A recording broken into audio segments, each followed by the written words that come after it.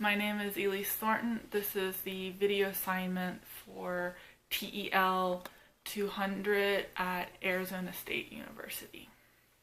I have been very influenced in my development by being a youngest child. I believe that has been probably one of the more significant things that has been affected me growing up. I was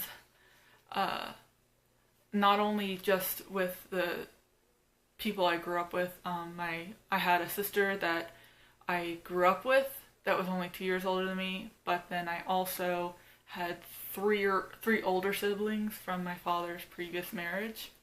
But I think that might have helped. And also, I was the youngest cousin on my parents and on my mother's side, so that definitely affected me growing up. I feel like I was probably sheltered a lot by everyone.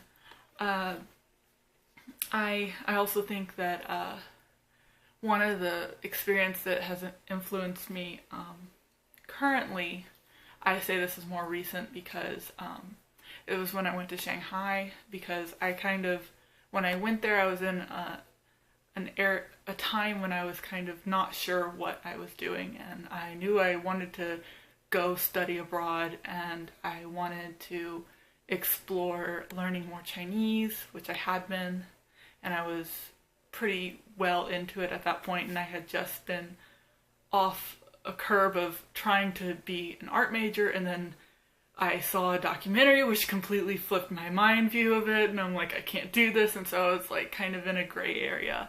And so going to Shanghai, and I knew about teaching abroad a lot, but I had never really thought of it, thought I could do it. So doing that and helping to teach a little boy who I stayed with, him and his family, help him to improve his English, really, I think, pushed me into saying, I can do this. I can live abroad. I was there for 6 months, so like I can actually do this, and I liked it and I enjoyed it, and I think that was something really significant and influenced how I'm playing out the rest of my college studies.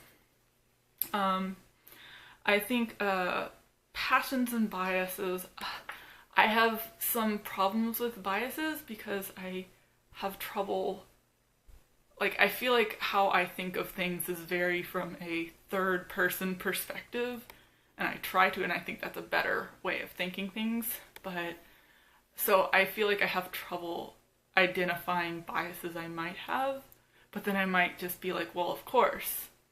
So I'm working on that, and I'm trying to understand things a bit better, but I don't know if that's completely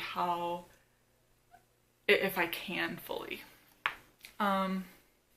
Let's see. I am definitely pursuing teaching English abroad. I partially done it, so, like I said before, I know I can. I know I can live abroad. I know I can be away from my family. I believe I was in Shanghai for 6 months, so I called them through WeChat, which is Chinese Facebook, and I talked to them, and I was fine. I didn't feel homesick really much, so I know, and I made friends myself. I navigated the city, so like I know I can, and I know I can teach English because I know my host brother's mother was very, very happy with that, with my teaching of her son, and even wants to create a business in like an after-school business of kind of playing and teaching English and English practice, and even sort of offered me a job, but it's not a real thing yet. So yeah, so that's I want to teach English abroad. My other interest, I love photography, so this camera I got for photography, and it works great for this too. And it's, I love to do it. I post pictures to Instagram a lot, and just taking walks in my neighborhood of random things. And I think stuff like that, I can take pictures of like nature or like trees and then show them to my class and say, well, do you know what type of tree this is? Because all around the world, there's different types of maples and there's ways to identify that. And so I can do that and not have to worry about things like, with copyright issues and, have to worry about citing. So if it's my images, I don't have to worry about that. And I can incorporate that and get exactly what I want to show my students instead of saying, well, this is good enough. With art, I think art, you can, like if we're studying about maples, then we can draw maple trees and maybe do an activity where we have to make things out of maple trees. So I think, because I really like doing things with like non-traditional mediums. So like I've gotten into wood burning, felting, which is just wool and a needle and you just stab it. And hemp bracelets, random things. It's interesting, and if you can say, oh, we're gonna do something, let's make something out of this, out of something that we're learning about, then it could be interesting for the children and also fun. Let's see. Other goals, I don't really have a goal for like where I want to be. Financial goals is I just want to be able to live wherever I'm staying. So like if I can live wherever I'm staying and also have extra money on the side for anything, for fun or anything, slight travel, that would be great.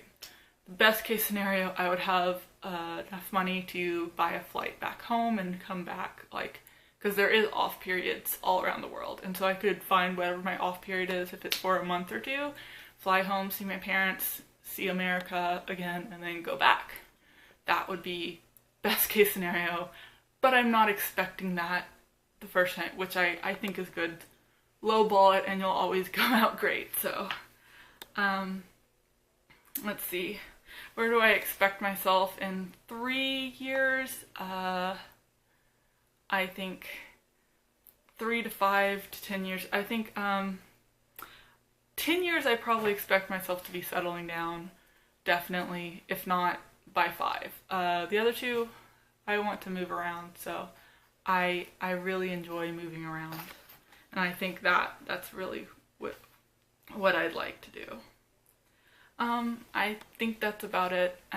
Thank you for watching, I guess. Bye.